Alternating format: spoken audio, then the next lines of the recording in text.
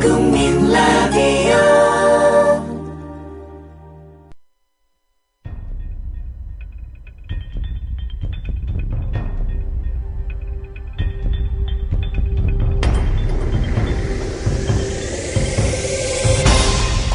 대한민국 이슈의 중심 국민 라디오 뉴스 K.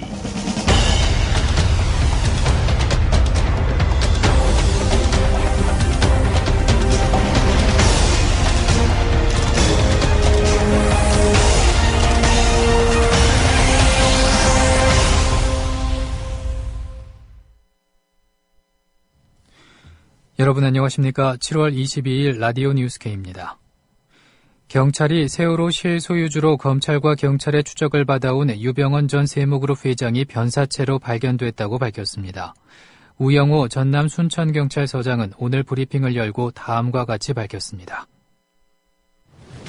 14년 6월 12일 09시 06분경 순천시 서면 학구리 신고자 박모 씨 매실밭에서 형체를 알아볼 수 없을 정도로 심하게 부패돼서 있는 변사체가 있다는 신고를 접했습니다. 그래서 저희 강력팀과 과학수사팀, 선발수 직원 등이 현장에 임장해서 감식을 했으나 부패가 심해서 신원을 파악하지 못하고 광주과학수사연구원에 감정을 의뢰하여 어제 7월 21일 저녁 경찰청으로부터 순천서 발견 변사체와 그간 검경 수사활동으로 기확보한 유병헌의 DNA와 일치한다는 국립과학수사연구원의 감정 결과를 구두로 통보받았습니다.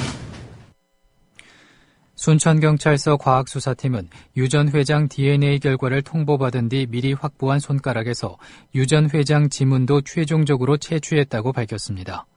변사자의 오른쪽 집게 손가락에서 지문 한 점을 채취해 검사한 결과 유 씨의 지문으로 확인됐다고 설명했습니다.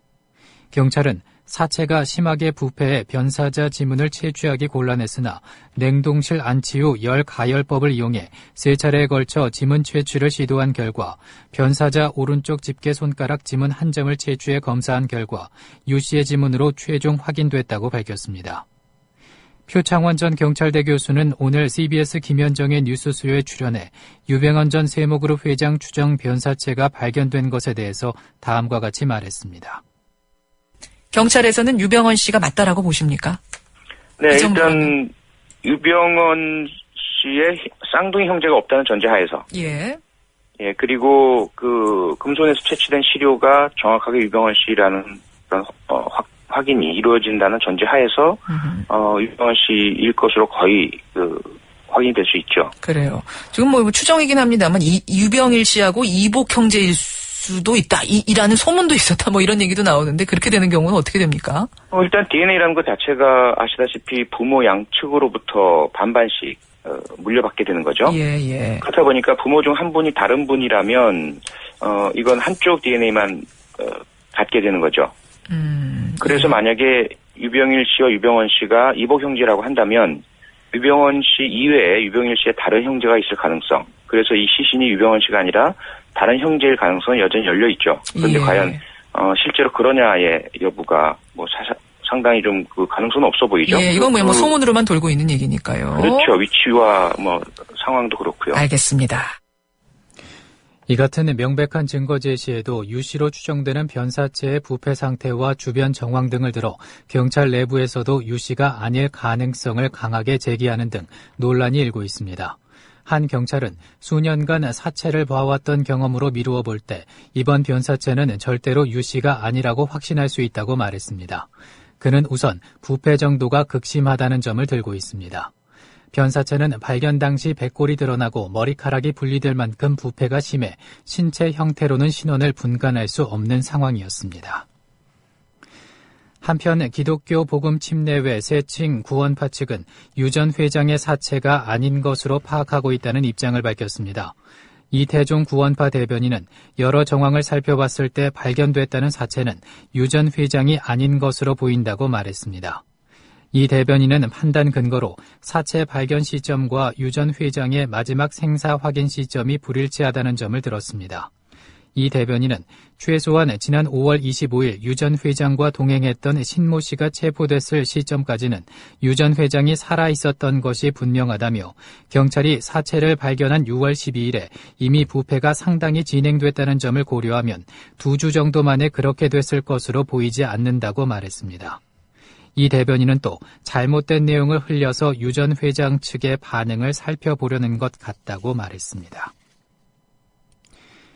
김재원 새누리당 원내수석 부대표는 유병언 전 회장 사망 확인과 관련해 국민이 보기에 검경이 뭐하는 짓인지 하는 생각이 들 정도라며 검경을 비판했습니다.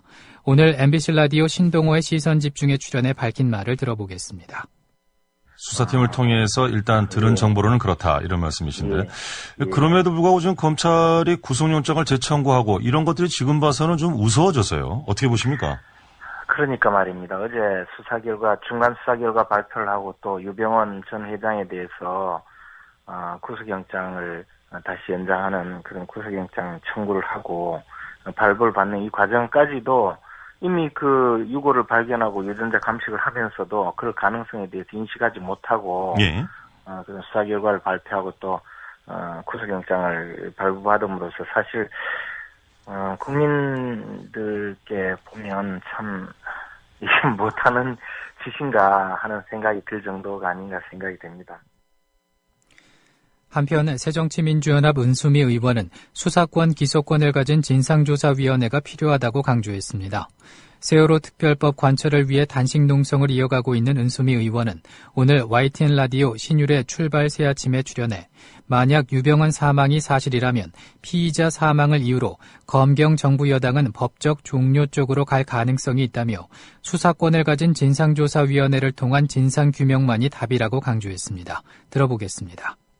이렇게 피의자라고 하면 좀 그렇긴 한데 책임자가 단지 유병언만이 아니기 때문에 단지 유병언만이었다면 사실은 이런 국조를 하거나 세월호 특별법까지 만들지는 않죠.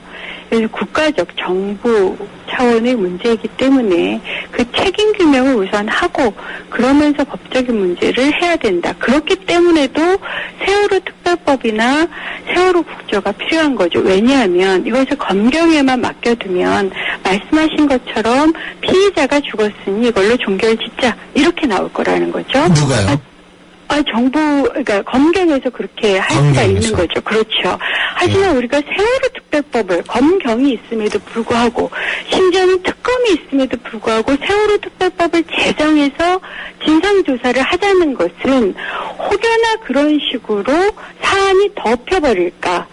그래서 세월호 문제가 다시 잠복해서 더 큰 재난으로 또 나타나지 않을까라는 우려 때문에 아예 세월호 특별법을 만들어서 수사권, 기소권까지를 이 세월호 진상조사위원회에 둬서 하면 사실은 검경이 피의자가 죽었으니 이제 종결하자라는 식으로 나간다 하더라도 그렇게 할 수가 없게 되는 거죠. 진상조사위원회가 법적 근거에 의해서 설치되기 때문에 충분히 그런 우려가 있었기 때문에 세월호 특별법을 이렇게 시급히 제정하자고 하는 겁니다.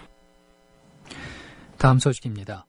심상정 정의당 원내대표는 새정치민주연합이 730 국회의원 재보선 야권연대를 후보별 연대로 해야 한다고 밝히자 반대의 뜻을 분명히 했습니다. 심 원내대표는 오늘 한수진의 SBS 전망대에 출연해 새정치연합에서 당대당 연대 논의는 지분 나누기 야권연대로 오해될까 봐 걱정하신다는 말씀을 많이 하신다고 지적한 뒤 대표들은 후보에게, 후보는 대표들에게 핑퐁 게임을 주고받고 있다. 이것은 대단히 무책임하고 진정성 없는 얘기라고 비판했습니다. 들어보시겠습니다. 일단 이제 전략 공천을 하셨잖아요. 예.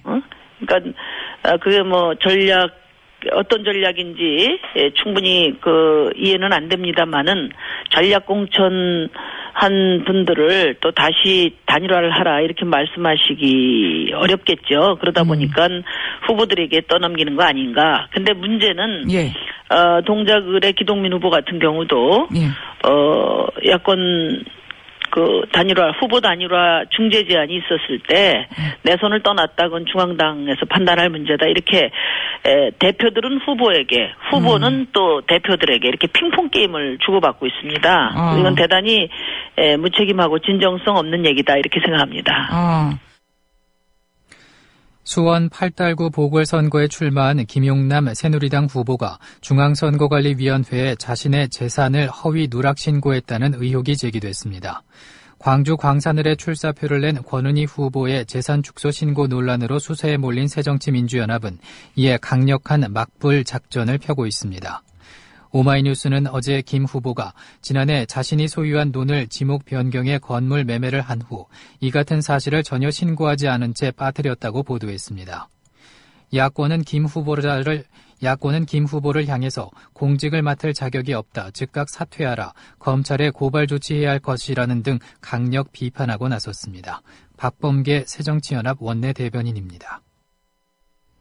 일부 언론에서 보도된 바에 따르면 경기 수원병 새누리당 후보인 김용남 후보의 재산이 허위 축소 신고되었다 합니다. 객관적인 사실은 허위 축소 신고가 맞는 것으로 보여집니다. 이에 대하여 새정치민주연합은 공직선거법 제65조 제12항, 64조 제6항에 따라 수원시 8달구 선거관리위원회에 이의 신청 및 조사 의뢰를 접수할 예정입니다. 잠시 후 5시 40분경입니다. 경위는 생략하겠습니다. 총 답이 논입니다. 논을 대지로 지목 변경했고 시가차액은 약 3억 7천만 원 정도로 계산되는 것 같습니다. 이것이 축소 신고의 의로 보여집니다. 후보 측은 선거사무장이 본인의 실수로 매듭 지으려고 하는 것 같은데 실무자의 부주의를 운운하는 것은 누가 봐도 공색합니다.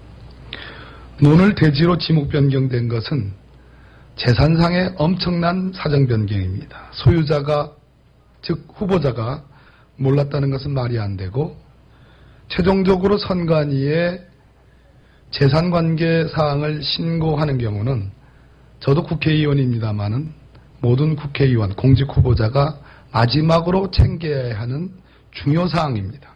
후보자가 모를 수 없는 사항입니다. 자유룡 사립고 폐지를 둘러싸고 교육당국과 자사고가 갈등을 빚는 가운데 안산 동산고가 전국에서 처음으로 사실상 지정 취소 절차에 들어갔습니다.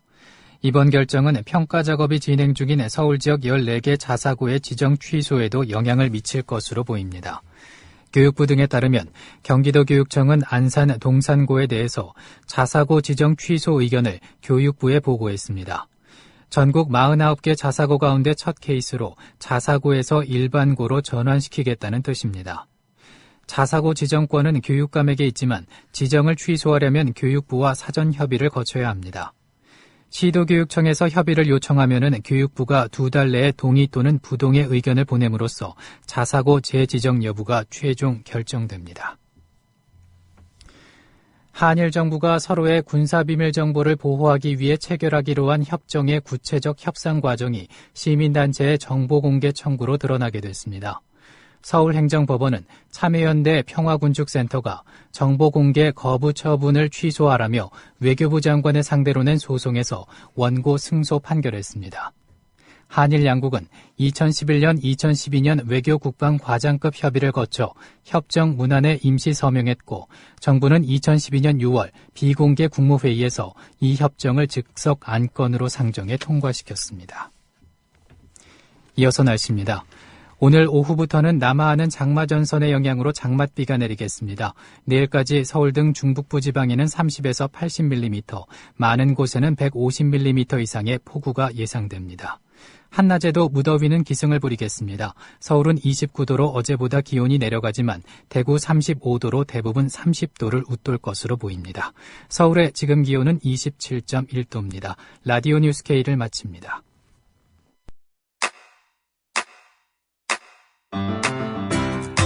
국민 라디오 지지하는 4가지 방법 아시나요? 다운로드하기, 별점 주기, 댓글 달기, 구독하기. 국민 라디오를 보다 많은 이들에게 전할 수 있는 가장 손쉬운 방법. 다운로드하기, 별점 주기, 댓글 달기, 구독하기. 잊지 마세요. 다운로드하기, 별점 주기, 댓글 달기, 구독하기.